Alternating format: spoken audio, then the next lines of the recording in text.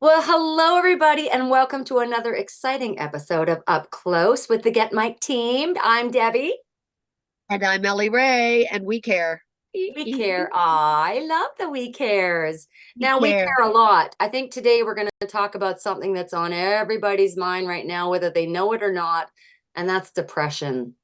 Right? And here we got this happy bear. How can we be talking about depression when we're seeing rainbows and beautiful colors?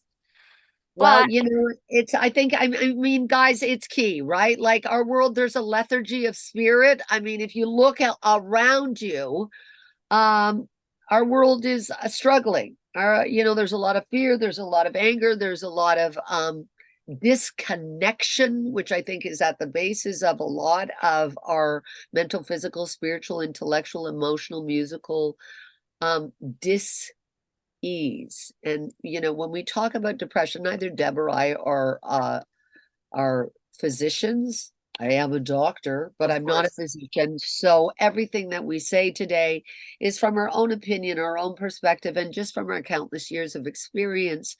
Um, Dealing with creative individuals in our world, which is the trying to get to the truth of how to express ourselves from a truthful place, but we're constantly covering up our shame, our fear, our guilt, our confusion. Our self-worth is in the toilet. And we tend to mask that and try because institutionally we've been trained to, just sort of, I'm doing okay, I'm doing great, right? And we carry on. And I think we got to talk about it. That's it's why, true. it's a great issue because we had just before we came on talked about I'm struggling with my own physical ailments and the dis-ease. If dis-ease in the body, dis-ease in the mind, dis-ease in the Yeah. spirit, it's going to present itself and it's with all of us. It's frustrating when you're dealing with something that you don't understand and you want to get to the bottom of it. And I believe that all physical disease is based in emotional disease, and It's all connected. that's how it presents itself. So if we're going to go Yeah. to, talking about depression, not necessarily clinical depression, just a basic lethargy. Look at the world we live in. I mean, it's rampant with the iconography that is flashed in our face constantly is war and climate change and fighting and political strife and religious strife, and The it's world's unhappy. It's an yeah. unhappy place. And I find that, and I'm so glad you said that, Ellie. We're not trying to pretend to be doctors in any of our episodes. What we are trying to do is communicate. We just want Yeah. to teach about communication because there are ways that we can trick our depression to try and help get us out of it. So we hope to give you guys some solutions today as well. I feel like depression has been around forever. It's just in our generation, when the Oprahs came out, we started talking about our feelings. We weren't doing that prior. We were hiding our feelings. People were in abusive relationships, never speaking about them for embarrassment. Then we fast forward, and this is kind of maybe to some a silly analogy, but I really really think this had a lot to do with it for what I witnessed in the 80s. A lot of the bands and the music was very much in my world anyway, it was very upbeat, very bright. It was about party, party, party, sex, drugs, rock and roll, life, live life to the fullest. Yeah. I was in a metal girl, so it was all like, yeah, rock and roll. And then all of a sudden the 90s hit. And at that time, our parents were like, turn that off. That's so bad for you. And understandably, some of the words. But now I'd rather have that music over some of the music that I heard, at least in the 90s, because in the 90s, I saw a documentary on this and I thought it was so profound. A band was introduced called Nirvana. And when Nirvana was introduced, it totally took out the heavy metal industry. It took out the big rock and roll industry. And rock became this new place, which is my daughter's generation. And most of my daughter's generation are very depressed. Most of my daughter's generation are suicidal. They're very drug addicted. Drugs are easier and easier and easier to get, cheaper and cheaper and cheaper. And I thought, okay, what's up with that? And I don't mean to blame Nirvana at all. What I mean is that when you listen to the lyrics of the songs in the 80s, 70s, 60s, love, peace, relationships, obviously, sex, drugs, rock and roll, in the 90s, it changed to blame someone. It's not your fault, but life sucks. Who cares? And there was this, like you call, lethargy in the music. And when you look at those lyrics, I never realized how influential the music and the things that we absorb can help induce a depression. And I think that we didn't quite get out of that. And then when COVID hit, oh, it took depression to a whole new level. And these kids live in this reason, as we've talked about before, of why they should be in this depression versus in the solution of trying to get out of it. Well, and I agree 100%. And if you look at the Great Depression of the 20s, which Yes, was about an economic financial. market recession. And if you think about the words, and we're language folk, right? We deal with words, but the recession is when everything, it's like, take a glass of water and it recesses, or a shoreline when, it's too dry out. And I feel that we are like sponges. We saturate ourselves and then become deficient of the thing that is the bolstering thing. So we saturate ourselves with kind of a negativity, violent, this is America. Look at the music. There's a lot of violent stuff. Look at the video games, a lot of Movies, violent video stuff. games, animations. Like if you watch the anime, as much as it's great, we're a part of that. We each voice, so we get to do all these cartoons that are really fun, but we don't necessarily watch them all. We don't necessarily are part of them. And a lot of the at least the old school anime, I haven't watched new stuff to speak on that, but it's actually quite violent. It's actually quite sexual. It's It's like, violent. oh, I'm in it, and okay. I play a lot of villains. And the message is, working in an industry as such, people can't play heroes anymore because they actually don't understand what innocence is, to not judge anyone and to only love, joy, have faith, and hope, which is the hero. Nobody knows how to play the hero anymore. They play the sidekick. They play, attitude. Yeah. And it's scary to me because we don't communicate with one another, and because we don't sit around fires singing, dancing, sharing fable in celebration, like you mentioned, Deb, the big music concerts like Woodstock and stuff like that, peace, love, Free where everybody spirit. comes together and no war. It's now gotten, we come together, and if you don't, it's my Support our way or the cause. highway. It's Yeah. my political viewpoint. It's this, Judgment, and judgment, it's judgment. like, and it's violent. Like, we can look around the world and see where violence starts, where January 6th and taking over the capital of the United States of America, or Ukraine, or Gaza. It's just like, it's Overwhelming. escalated with racial tensions and like all of those tensions. So I go, where are our heroes? True. I You think know, we live again, we live in the reason instead of the solution. And I think that everybody needs to start picking up their socks on this, because we're, like you were mentioning, which I thought was very valid, the Great Depression. Let's talk about what things can cause depression. And I think a lot of people think they're alone in it. And I think that's that, a big problem, is they think they're the only ones, but you're not the only ones. It's just not everybody handles it the same.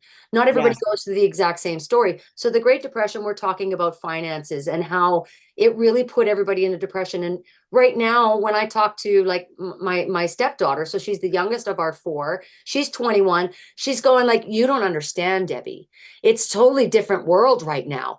I can't make it this way. And I know out here where we live, rent is like $1,500 for a dinky little 1-bedroom hole. She can't get anything, believe it or not, because she's actually white. I know that sounds really dumb, but there's a whole change of who they're renting to all of a sudden. There's a change of separation in a lot of things. There's a judgment all of a sudden. It's harder to get a place. And I agree to a certain state that I think that in the 80s, I didn't feel that the world was depressed. I mean, I was young, so who knows? But I didn't feel the world was as depressed as it is now. And so I do agree with that. But when I sat there and calculated apples to apples, what I paid for rent, what I made for a living, which was $5 to $7 an hour, not the $20 an hour, which is the same comparison. It's the exact same comparison because I was paying $350 for rent. So we had financial hardships. I ate Bannock and jam. I had an ex who just blew all our money at the bar and I had nothing to feed my baby.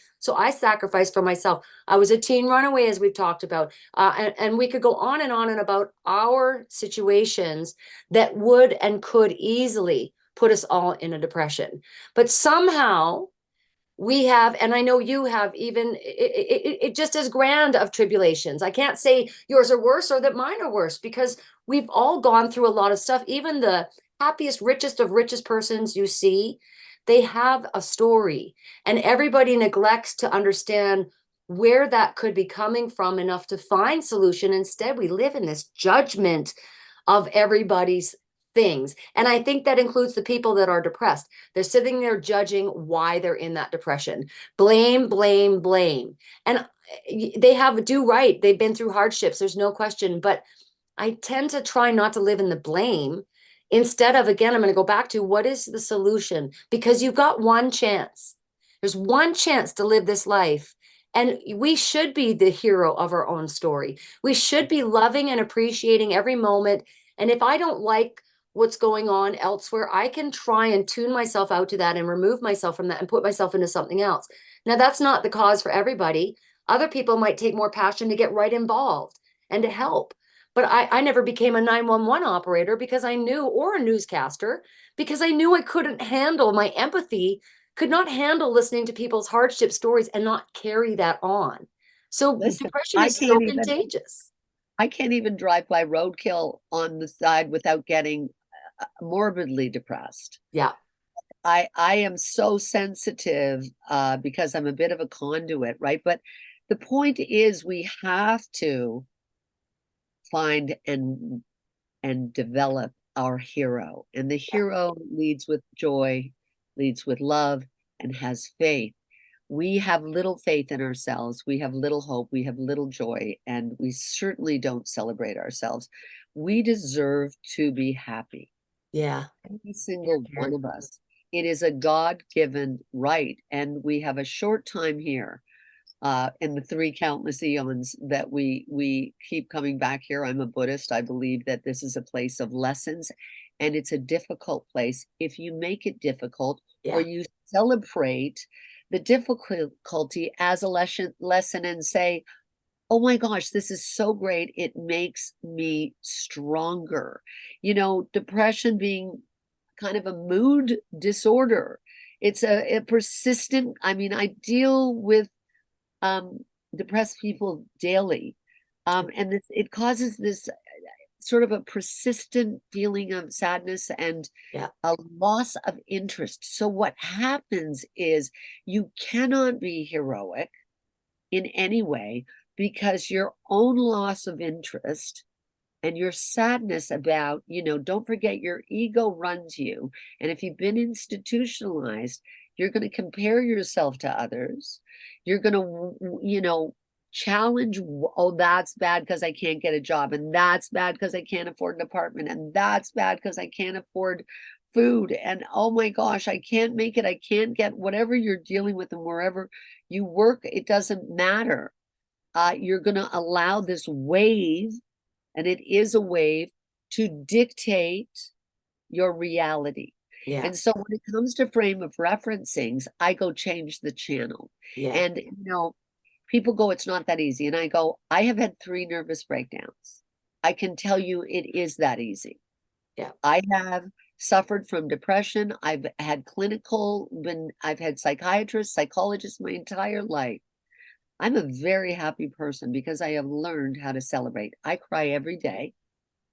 I struggle with all kinds of issues, mental, physical, spiritual, intellectual, but I allow myself not to get lost or pulled under by the detritus or the garbage that my ego creates. Yeah. It's false.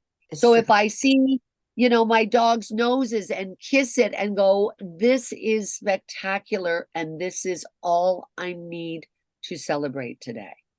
I think of the people, for example, because again, I think a lot of people say, well, you don't understand, but we actually do. That's the whole core message is maybe not the whole world understands, but because of our journeys, we have been through a lot of bad things that got us to a place of understanding. I have been homeless. I know what that feels like. I know what I did to get myself out of it. And I know not everybody's given the same chapters, but there, if we could find so many people in the world who have overcome obstacles we could never imagine.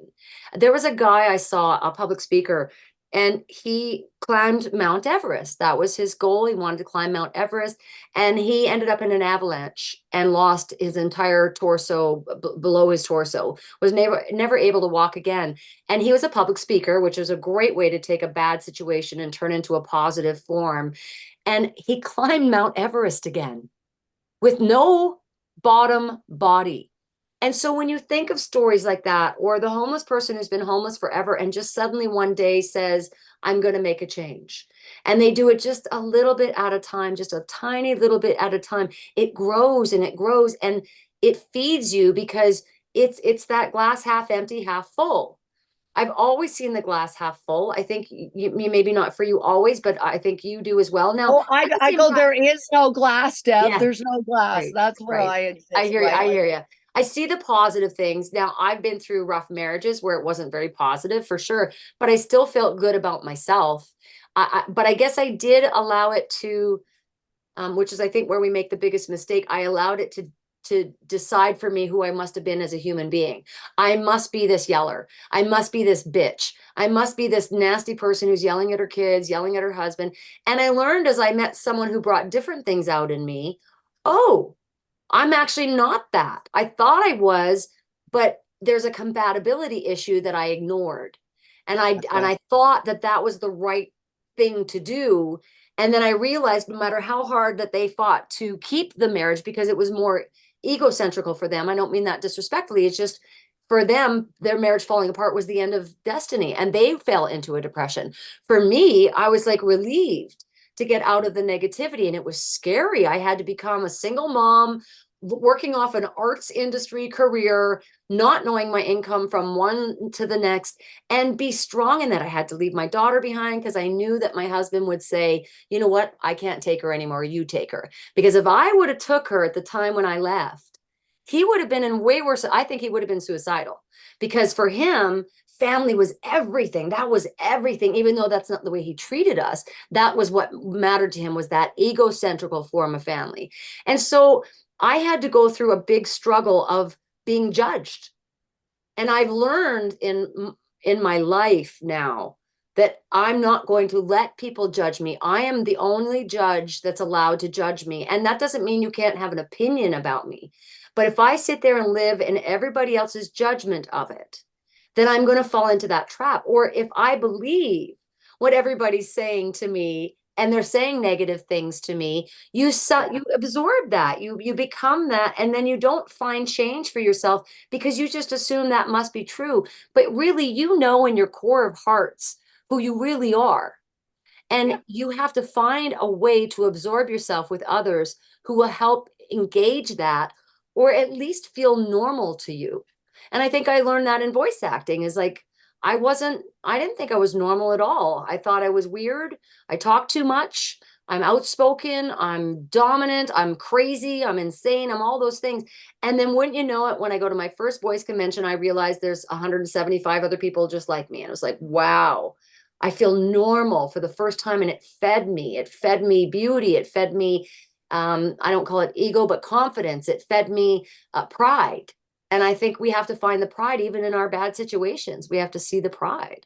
Well, I just came from a pony convention. I do my little pony conventions all over the world, and we're dealing with fans and many, many fans. Our friendship is magic. Bing Bong is the show, and they have found a show that, millions and millions of fans all over the world have found this kind of family where they can overcome despair, overcome despondency, overcome dejection, overcome for moments, right? Yeah. It's like if you can just let the sun in for a minute, because it's a dark place. Mhm. You know, depression is, swallows the light. Yeah, It's a darkness really that does. just swallows the light. It's like dropping a candle into a limitless well, and you've got to be really, really careful. And you've got to remind yourself, I think, stick with the bases. Like I said, the ego mind, the beta brain is going to cause you grief. You got to get out of there and live in theta. You got to do things that'll help you get into the right brain and out of the left brain, which is worry and fear and depression and despair and anger and regulation and rule. It's all the things that are, makes you compare and go like this, which is, if you look at the brain wave, it's very rigid, and a theta brain wave is very rolling.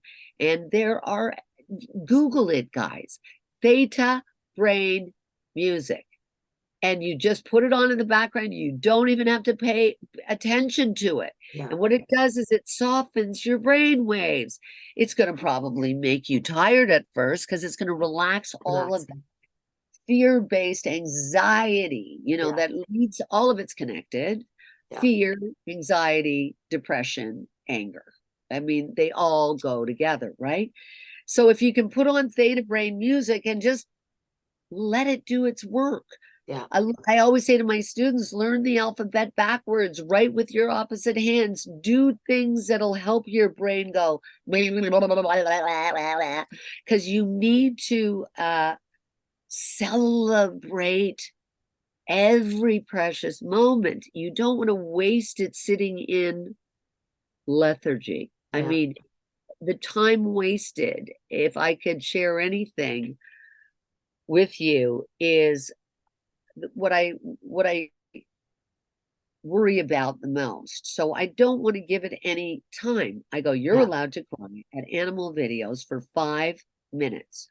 You can look at animal videos and you can bawl your head off, and then you can move on. Yeah. Not that I'm not going to deal with, my psychiatrist, Judy Hamilton, who I had for years, who said, listen, you are the most well-adjusted person I have ever met. I love you coming to me. You make me laugh, blah, blah, blah. But Ellie, you don't need to see me. Right. There will come a time in your life where you feel you cannot manage and you cannot handle something, and you're more than welcome to come. And I was so devastated, because I really believed that I psychologically needed her to sort normalize of be okay, right? Like when you actually heal yourself and are functioning really well, you still you don't know it. Mm-hmm.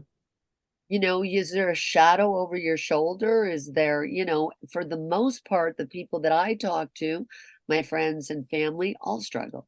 They may not admit it in a moment, but in deep private moments, yes. And I believe that all of us struggle. And I feel like, reach out, ask for help.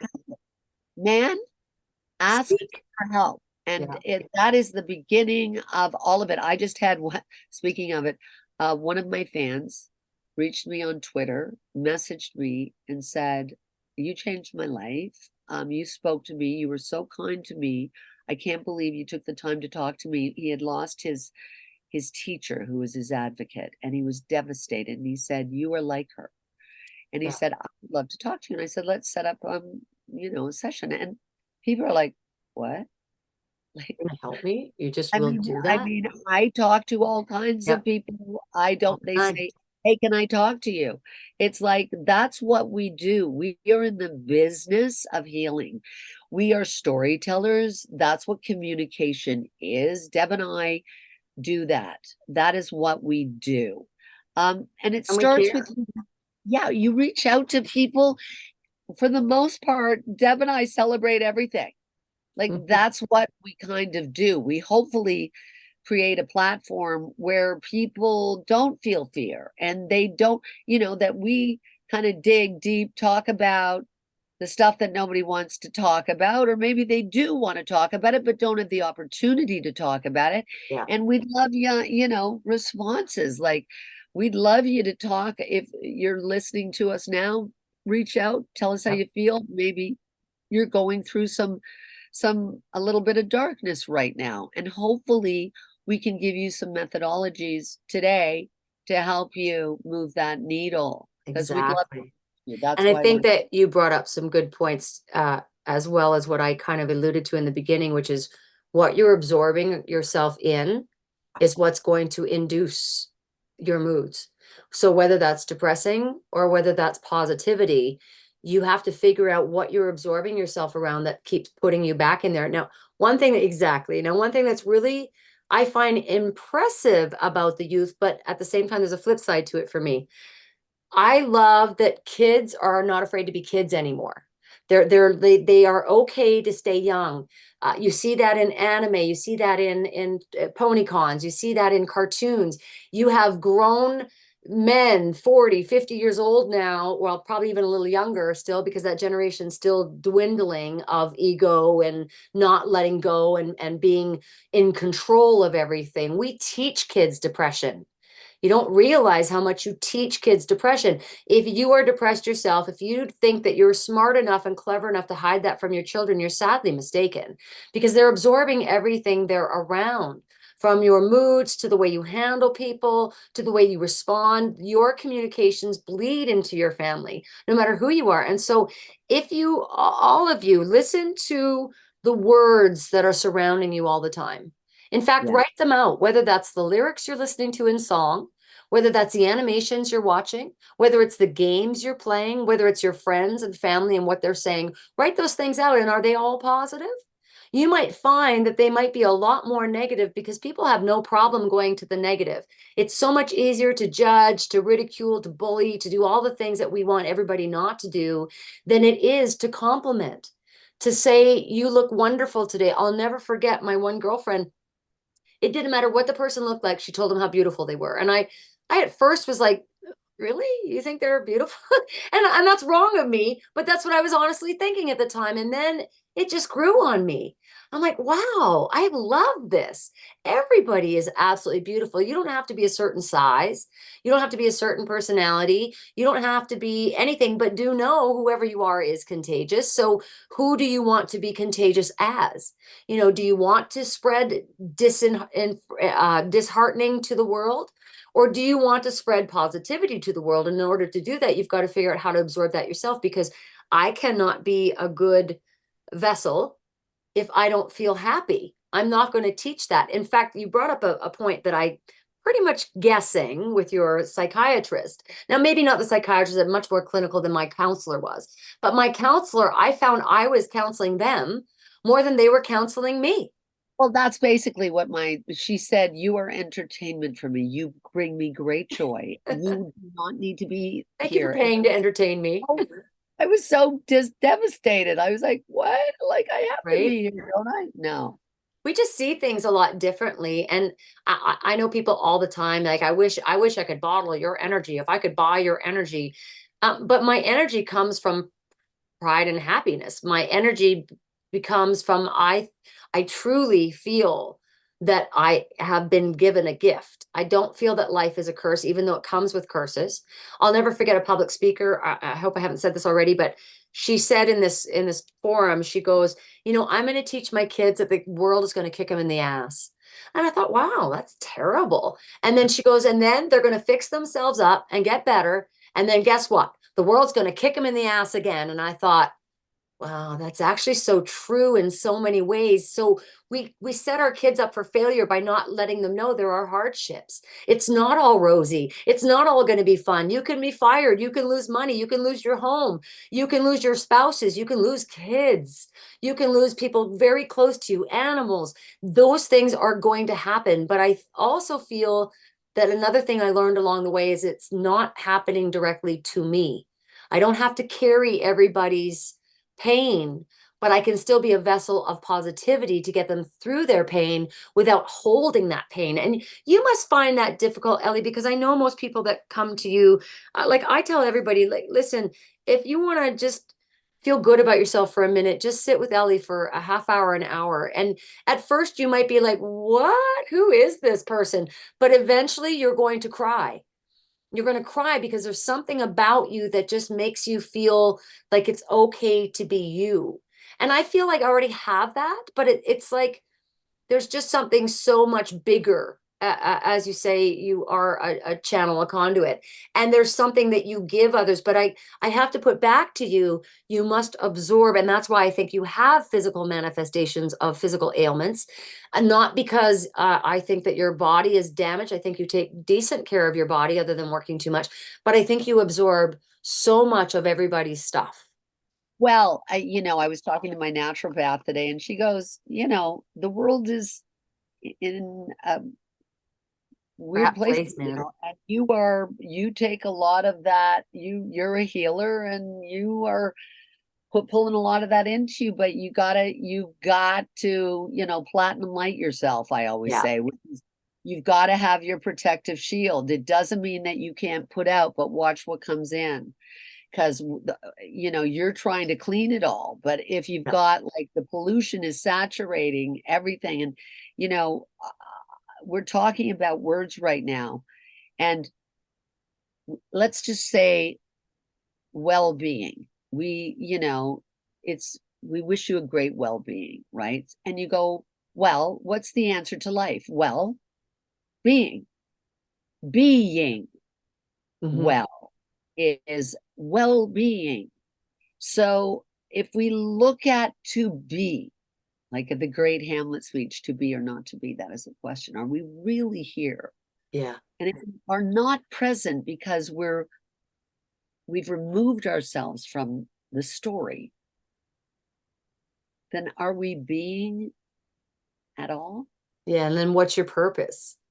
Well, this What's is your where whole purpose? exactly. So it's like, once again, I will come back to, I mean, you'll notice, what does that say? That says love. So I'll wear different clothing that says BFF, pony love, Mist Maid, she's the generosity pony. I've got things written on me everywhere, words on my body. There's a ring that I'm wearing that says peace. I've got all the archangels around my neck. I want everyone to look up the Emoto, Emoto.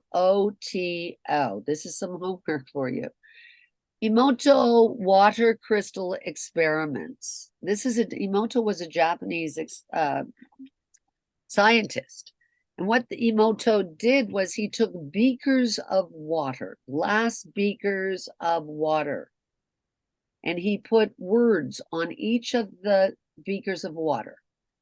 So every beaker of water had a different word, and there were words like love, God, beauty, hope, beautiful, Positive lovely. words. Yeah. And then there was lie, hate, kill, Hitler, stuff like that.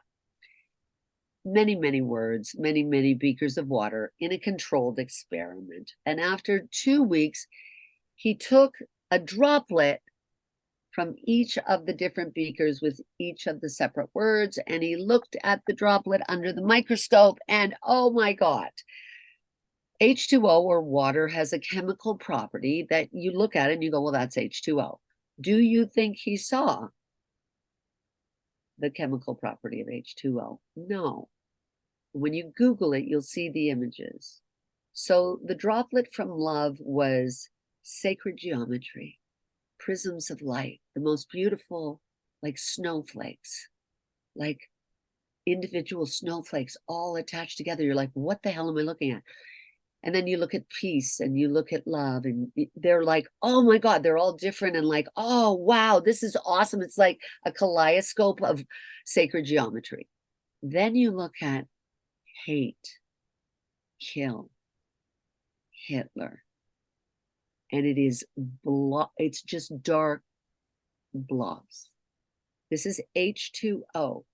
We, my friends, this sack of skin, bone, teeth, and hair is made up of almost 80% H2O. water. Yeah. So if you want to feel better, like sacred geometry, put words on Absorb it. your body. I get my students to write before they audition. I'll get them to write love, joy, success in the name of their character. I, you know, it helps. Of Yeah, course, I work crystals and I have other things going on, but words have they're powerful. power. Yeah. And here we are communicating, chatting with you. You can help yourselves feel better with that simple methodology. True. And I think somewhere along the line, I think we teach those of us that are parents, and everybody is a parent in some way because you influence someone in your life always. But I think we teach them to love others. What we forget to do is teach them to love themselves. And I might have said this previously, but I'll never forget the day my daughter, I'm saying, you're looking conceited, honey, you're looking vain. She goes, you taught me to love myself, so what's wrong with that? And I'm like, oh, wow. You're Okay. right. First of all, yay, I did that. But it was like such a revelation. And then you see the generation now of the phone generation, the push button generation, and they're all taking pictures of themselves 24/7. And back in our day, that was so vain, that was so arrogant, that was so wrong to do. But now is it an actual love? Or is it a vanity? And I think people are living in vanity instead of truly loving themselves. They're trying to fit into the norm. I'm trying to look skinnier. I'm getting fake eyelashes. I'm getting bigger boobs. I'm adding more of this and adding more here. And listen, I like to do my hair and makeup and look good every once in a while. I don't need to, though. I can walk into any store without doing anything and not give two craps what anybody thinks because I'm not living for everybody else.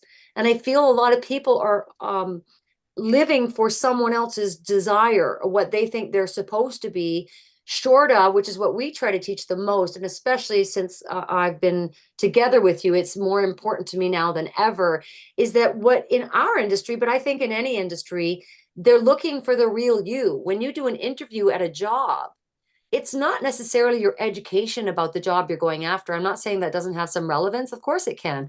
But they're looking for your personality. Are you someone fun to be around? Are you absorbing? Are you easy to communicate with? Are you depressed? And if you're depressed, why would we want to bring that in?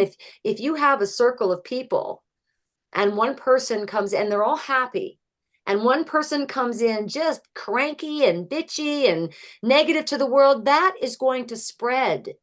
So if you could find a way to absorb yourself. Now, for me, a lot of it was writing out my negative thoughts and then rewriting them to change them to a positive thought. So I think I look ugly today, or actually I'll use weight because weight is probably my only crutch. And I'm okay to be bigger. I'm okay with that, but I really work hard to not be bigger because I feel better about myself. I just like that. I'm not vain, I'm not egocentric, but it makes me feel better. And I watched older people my whole life going, okay, if I don't stay up with it now, I won't be able to do it in my 60s and 70s. So I'm going to maintain trying to be healthy. But I get to look in the mirror and go, I did this all naturally.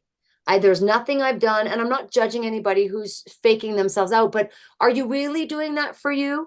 Or are you doing that to look good for society? Because people look at these magazines of these pretty girls, they're not considering the fact that they're airbrushed, they had a makeup team, they had hair. Like if you take off who I adore, Jennifer Aniston, if you take off her makeup, if you take off J-Lo, a better even example, if you take off all the stuff, and she does in her series that she has on Netflix, which I love, you see a normal person that you would see on the street. And you might not say that is the most beautiful woman in the world. You might not say that, but all of a sudden we add all these things and they suddenly become something else. And so I think the world is striving, especially women, striving to look for something that doesn't actually exist. It's fake. It's not even real.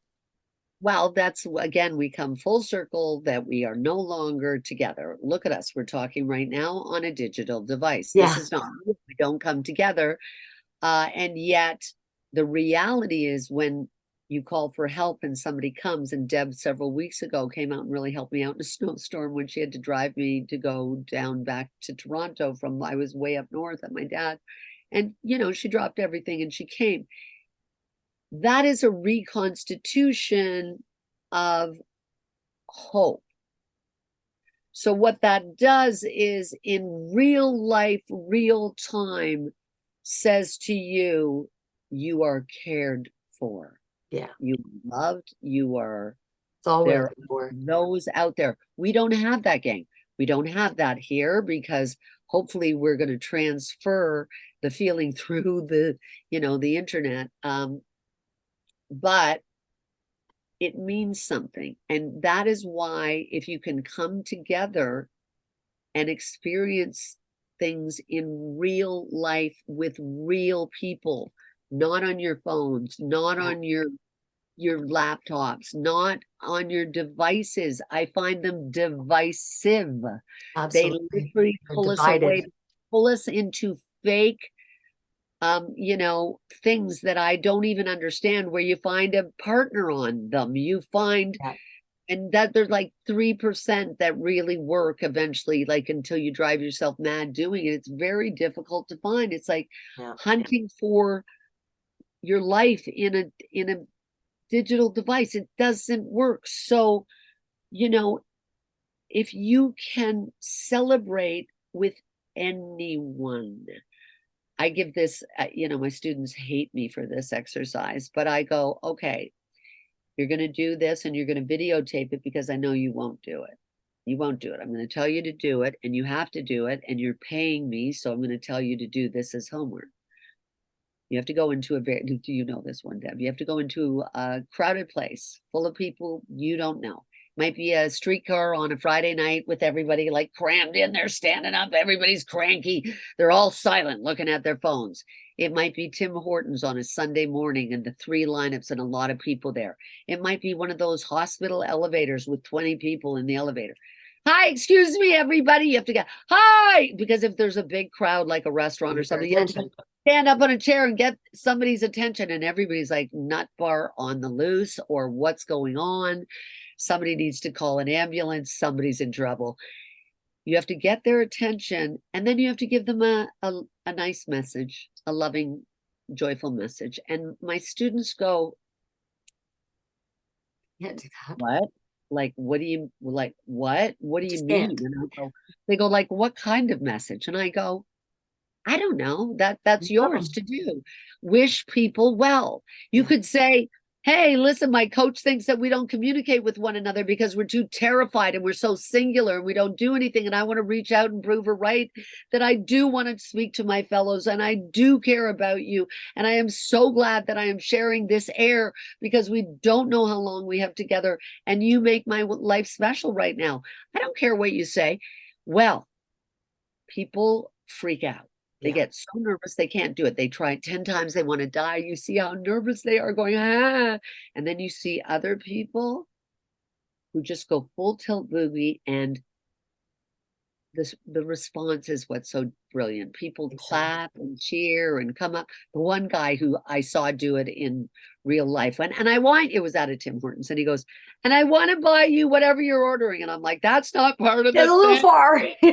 That's too far. That's too far.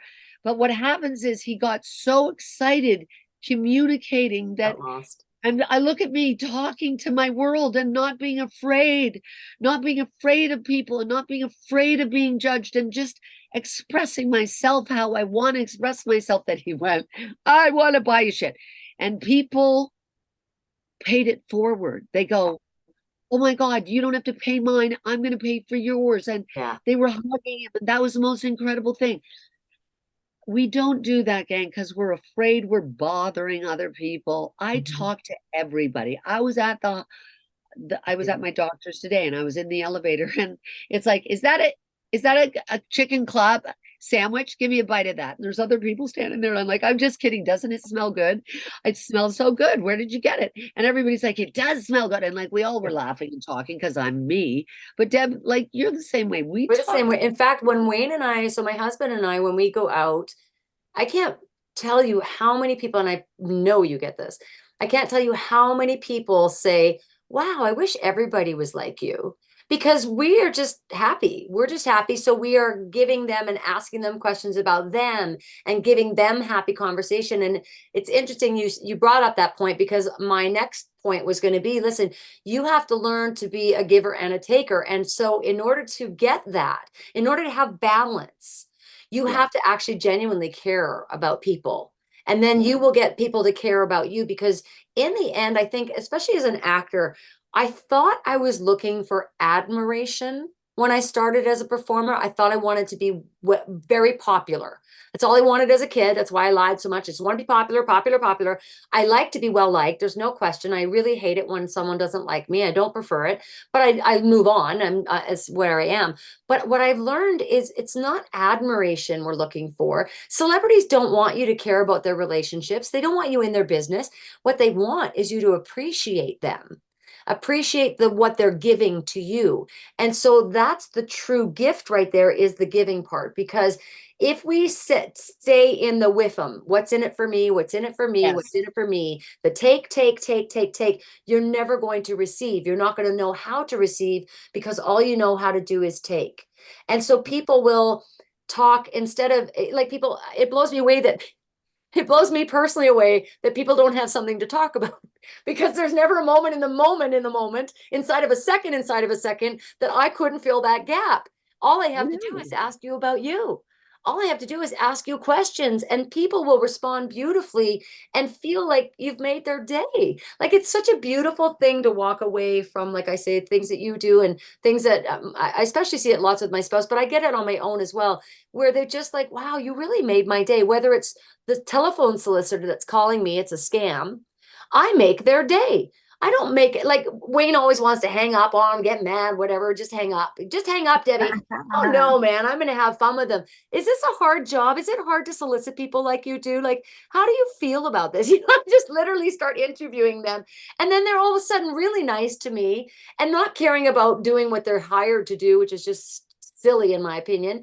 Instead, they're actually, wow, someone actually just gave a crap about me, because I don't know their story. I don't know why they're doing what they're doing. And it's not my place to decide that they shouldn't be doing it. I just know I can control my environment, and I have to absorb myself with the things that make me feel good, absorb myself with people that make me feel good. But I also don't mind. In fact, I probably enjoy, as I know you do, why we're such a great bond. We enjoy trying to make a difference in other people's lives, so that they can see that different side, so that they can learn how to communicate. Because I think communication, which is the whole core of our podcast, I think that is the answer to everything. And it's not that you have to talk. We communicate with body language. You might not be saying anything, but you're telling us so much. You could just sit here with us if we had a guest on, and we could read them in 2 seconds. We could tell you a lot about them. We did the brand exercise in 2 seconds, Right? You can just read people, because people don't get what they put out. They don't get that they're putting out this negativity either to themselves or to others.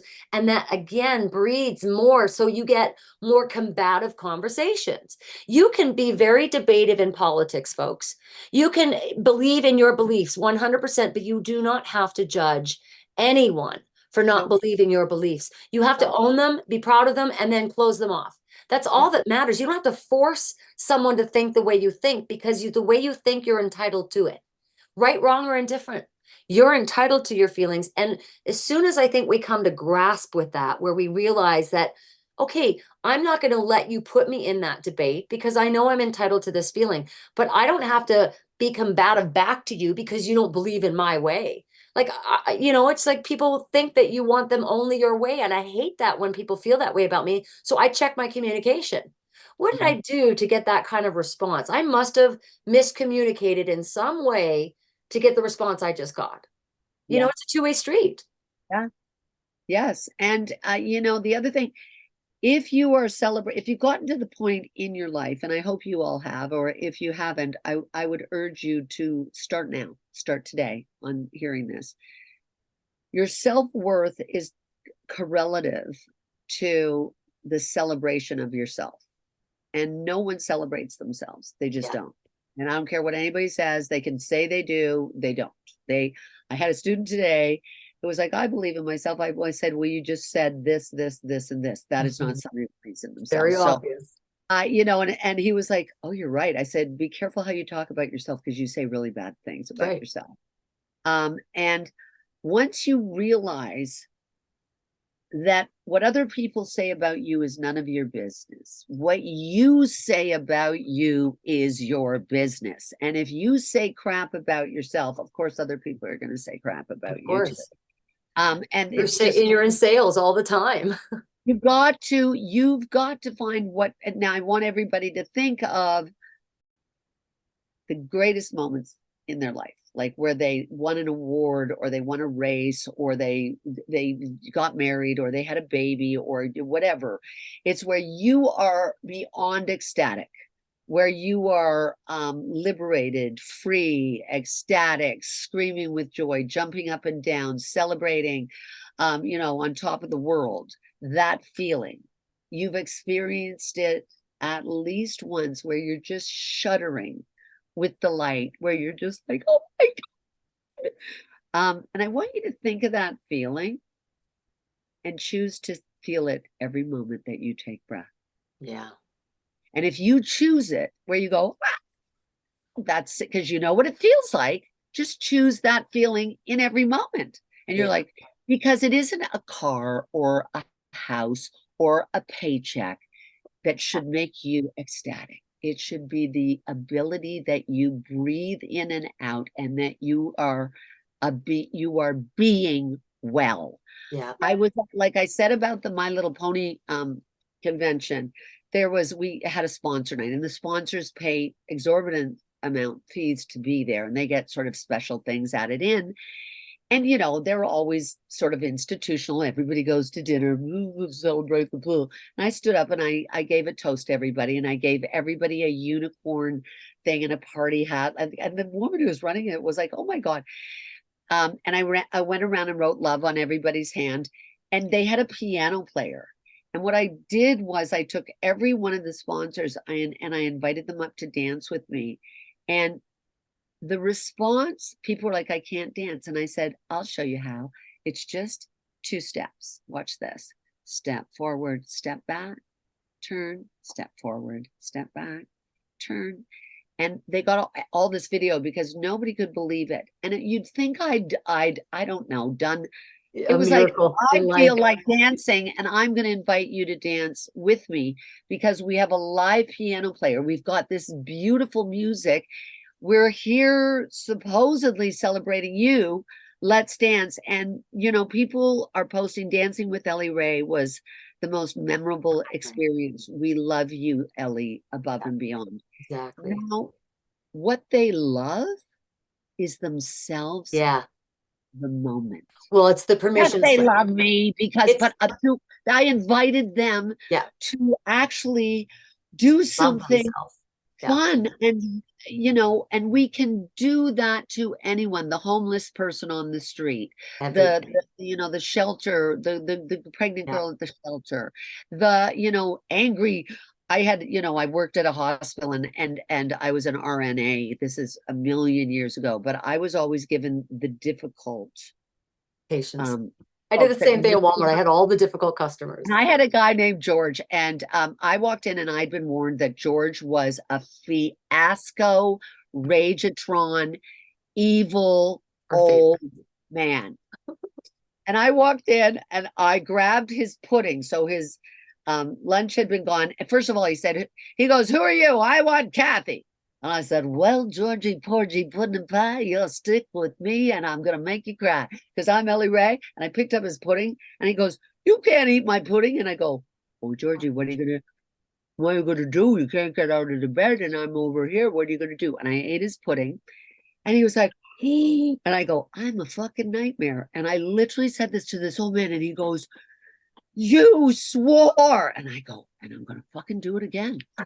I said, you're going to learn to love me, George. Well, it got to the point where I had to bathe him, and he'd go, oh, and I'd slap him with the cloth that I had to wash him with. And I'd go, shut up, you. I'm going to do it for longer because you're giving me just grief. because you said that. I'd hug him and I'd hug him and I'd kiss his head and I'd go, I'm hugging you and I'm kissing you because I love you. And I go, I'm going to reach you. And he'd go, I don't want you to read. And I go, tough titty, said the kitty, because the milk is good. Well, it got to the point that George would only see you. If I wasn't there, he would throw a hemorrhage. Yeah. And it was like, you've got to get over here right now because George is having a fit. And it's like, you can any wild animal that has been hurt or Yeah. abused, you can love them Yeah. and they will come to you and they will give Right. you everything. George gave me his medals, his like everything. Everything. And that was a testament to me, is like, as you know, Deb, with animals, they're just like souls, just like us. They're Absolutely. broken ones, you can, if you come to them and take your time and give them their time and It's play true. with them and really mean it. Like, I mean, really care to be there. It's Be it, funny because my guy was named George too. One of my the guys God, that I remember. And I worked at Walmart. I was just a store worker, on the floor or whatever. And it was Woolco at the time. So before Walmart came into Canada, it was called Woolco. And they had $1.44 days at Woolco. It was a big deal. And on $1.44 days, which was oh my always a God. Thursday, the lineup was out the window. And this particular time, there was some toilet paper or something on for 77 cents. And this guy was like, yeah, I need this toilet paper. It's on for 77 cents. And I said, I'm so sorry, sir. The flat was gone first thing in the morning. He would have said, well, Jesus Christ. He was just so mad. He was so mad. So he goes, I suppose you don't have any of this either. And I didn't. And we were out. And I'm like, oh, I'm so sorry, sir. We don't have that either. And he was just cranky. I think there was one more item and didn't have it. And so I felt disheartened because I had to leave him unhappy. And I worked courtesy desk after that because I loved changing a miserable person and making them happy. And so he was in the toothpaste aisle. And he goes, I suppose you don't have $77. Oh, well, let me show you. And I became Vanna White and I showed him 5,000 different things of toothpaste. And he punches me on the arm and he goes, you're all right, kid. You're all right. You know, and I got a smile off his face. And it's like, again, if you can care, as she showed those Care Bears, if you can learn to care about someone, they will care about you. And that doesn't take finances for those of you thinking that that's what we're talking about. It takes actually your heart. Your Takes heart your is time, your contagious. Your time heart is something talking. we share, right? And I think that another thing I'd like to leave as one of my last tips as well is and it's a little cliche, but it really does work sometimes. First of all, if you're in a major depression, write out all those things that make you depressed. Write them all out on one side of the paper. And that list could be papers upon papers upon papers. Then on the other side, I want you to write your positive things that you love about yourself. Now, here's the hard part for people that are in or suffering from depression or not happy with their lives. That other side sometimes has nothing in it. And that's where it's very painful. But if you could dig deeper, you could like the way you woke up this morning. You could like the toy you got last week. You could like the game you played. So don't assume that there is nothing to be positive. You have to fight every day to find that little tiny speck of light. And then eventually, if you keep paying attention to that list and then read it over, read all those negative things and then absorb more positive things, that positive list will grow. And as that positive list will grow, those negative things will stop happening to you as frequently as they do. Believe it or not, we manifest what's happening. And I loved what I got out of The Secret. One thing about the movie The Secret or the book The Secret is, I felt that when I watched it, I was already practicing all the things that it was teaching. But there was one analogy that I thought was brilliant. And it said, okay, you're getting towards the light, the traffic light. And you're saying in your mind, I'm not going to make it. I'm not going to make it. I'm not going to make the light. Well, you're not going to make that light. If you could just reverse even if you're tricking your mind, if you could just reverse your thought and say, I'm going to make that light. I'm going to make that light. I'm going to make that light. You can manifest a freaking traffic light. And I have proven it time and time again. My husband, especially, he's more on here's the worst side of the scenario. And things, he always says things never work out for me, is his saying. And he gets frustrated because things always work out for me. That doesn't mean I don't have negative things in my day, but I usually always have a great outcome. Why would that be? It's because what you put out is what you're going to get. So if you think of yourself, as Ellie was talking about, negatively, then that is what you're going to get. That is how you are. But you can reverse that at any time you choose. You are in control of it, just like an addict is control of their habit. And it might be hard work. It might be really hard work, but reach out to people like ourselves. We are happy to hear from you, to your family, to strangers, to anyone who will listen and speak what's going on and allow them to offer solution, allow them to be your sounding board, but don't bottle it up, and please don't assume you're alone. You're just not alone. I can show you a trillion or more people that are here. And you look at a natural disaster, and as disgusting as the war or a natural disaster is, you keep watching that news because you're going to see all the people that came in to help. And those are the ones that you want to absorb around, not the ones that are causing the problems, the ones that are looking for those solutions. Yeah, and on that note about making a list, I'm all about rituals. I'm all about sitting Yes. around fires, singing, dancing, and sharing fables. I think we need to have rituals in our life, and we've lost rituals. Write down why you aren't where you want to be. What's Whether standing it's in your way? mentally, physically, spiritually, intellectually, what is standing in your way? Oh, I don't have enough money. I don't have enough information. I'm not smart enough. I'm not whatever it No could be. parents.